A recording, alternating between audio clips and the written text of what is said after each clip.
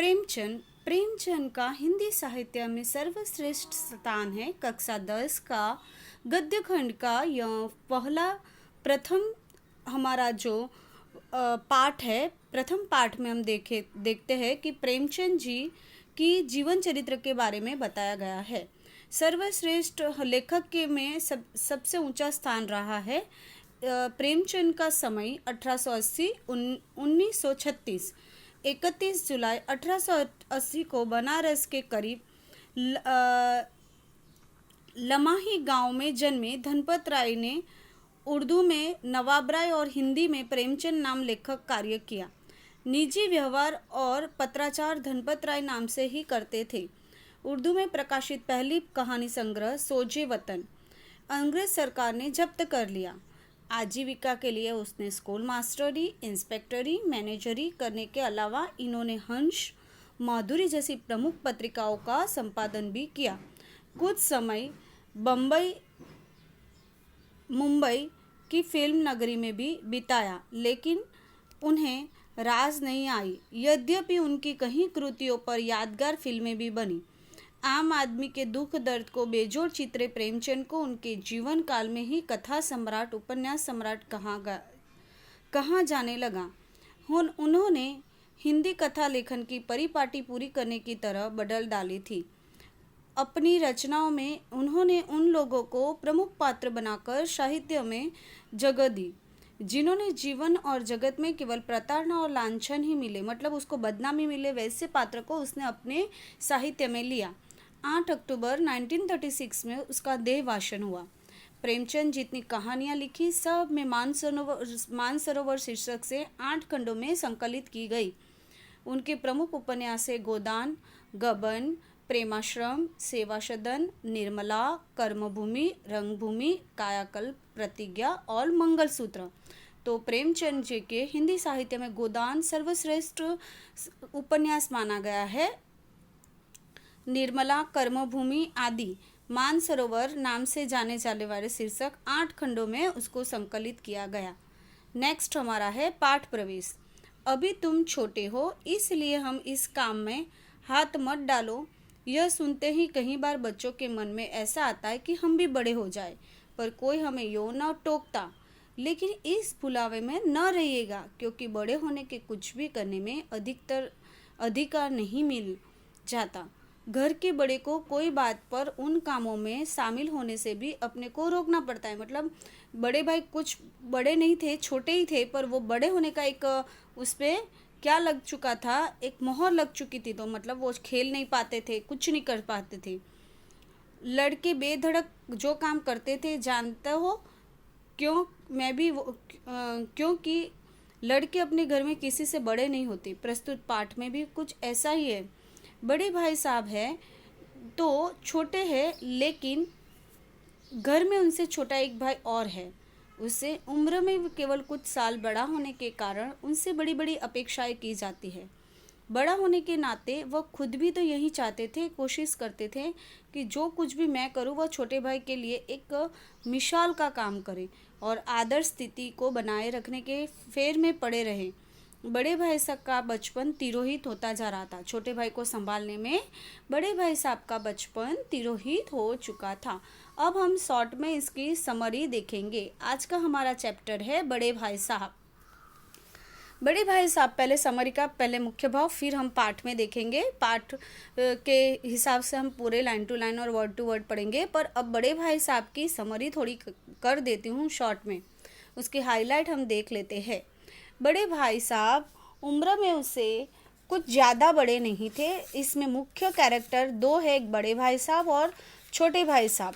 बड़े भाई साहब हम देख सकते हैं कि 14 साल के थे और छोटे भाई जो लेखक थे वो प्रेमचंद, वो 9 साल के थे। वो कितने साल के थे? 9 साल के। यहाँ छोटा भाई, लेखक सारे एक ही कैरेक्टर है, सब एक ही कैरेक्टर है। छोटा भाई प्रेमचंद है, वही लेखक है। और हम देख सकते हैं बड़े भाई उम्र में 14 साल के थे और मैं कितने साल का था? 9 साल का। हमारे में इतना फ़र्क नहीं था, पर हम दोनों को छात्रावास में पढ़ने के लिए रखा था। हम दोनों पढ़ने के लिए छात्रावास में मतलब हॉस्टल में गए थे। बड़े भाई साहब मुझे संभालते संभालते पूरे दिन वो पढ़ते रहते थे। वो कभी ना कोई खेलना कूदना होता था, कुछ नहीं, अच्छे से टाइम टेबल बनाना, समय सारणी बना लेना और अच्छे से वो पढ़ लेते थे। और मैं क्या करता था, मतलब छोटे भाई का शौक क्या था, कनकव्वे उड़ाना, बड़े कनकव्वे उड़ाना, फाटक पर चढ़ना, फिर गुल्ली डंडा खेलना आदि चीज़ें।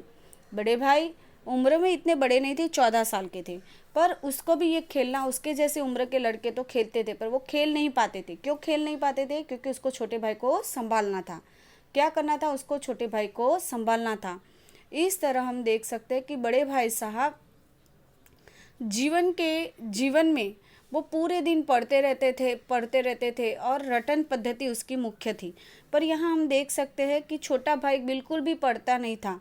कभी कभी बड़े भाई पढ़ाई से थक जाते थे, क्योंकि खेलने तो जाते नहीं थे, तो वो क्या करते थे, एक ही बुक पर बार बार एक ही अक्षरों को नकल करते रहते थे, ऐसी शब्द या रचनाएं करते थे, कोई अर्थ नहीं होता। कभी पक्षियों के हाशियों में चिड़िया, कुत्ते, बिल्लियों की तस्वीरें बनाया करते थे। अब समय ऐसा हुआ कि इम्तिहान नज़दीक आने लगी। बड़े भाई ज़ोर शोर से पढ़ाई करते थे, छोटा भाई मुंह चुराकर भाग जाता था। कनकौवे उड़ाना मतलब पतंगबाजी करना, गुल्ली डंडा खेलना, क्रिकेट खेलना, थोड़ी देर वो पढ़ने बैठे थे। जैसे जैसे परीक्षा नज़दीक आती गई, बड़े भाई साहब उसको बहुत डांटते थे। पहला प्रश्न घर में आते थे तो पहला ही प्रश्न वो था, कहाँ थे? तो छोटे भाई ऐसे कांपते थे। परीक्षा इम्तिहान सिर पर होने के कारण दोनों भाइयों ने अच्छे से क्या किया, अच्छे से वो दोनों भाइयों ने पढ़ाई करना स्टार्ट किया। पर छोटा भाई थोड़ा बहुत पढ़ लेता था। अब इम्तिहान ख़त्म हो गई, थोड़े दिन के बाद रिज़ल्ट निकला। तो क्या हुआ, एकदम जो ना सोची वैसी चीज़ें हुई। छोटा भाई पूरे दर्जे में अव्वल आया और बड़ा भाई फेल हो गया। अब बड़े भाई थोड़े क्या हो गए कि अपने आप शर्म से झुक गए। अब छोटे भाई को पर बोलना तो बंद नहीं किया, छोटे भाई को वो टोकते ही रहे, क्योंकि वो उससे बड़े थे और उसकी पूरी जिम्मेदारी थी उसको। फिर तो थोड़े समय के बाद तो छोटे भाई को एक अभिमान आ गया कि देखो मैं तो कुछ भी ना पढ़ के भी पास हो गया, वो भी दर्जे में प्रथम। अब सेकंड टाइम एग्ज़ाम हुई। बड़े भाई बहुत ही छोटे भाई को डांटते फटकारते रहते थे। समय जाते इम्तिहान हुआ। इम्तिहान में कुछ और नतीजा निकला।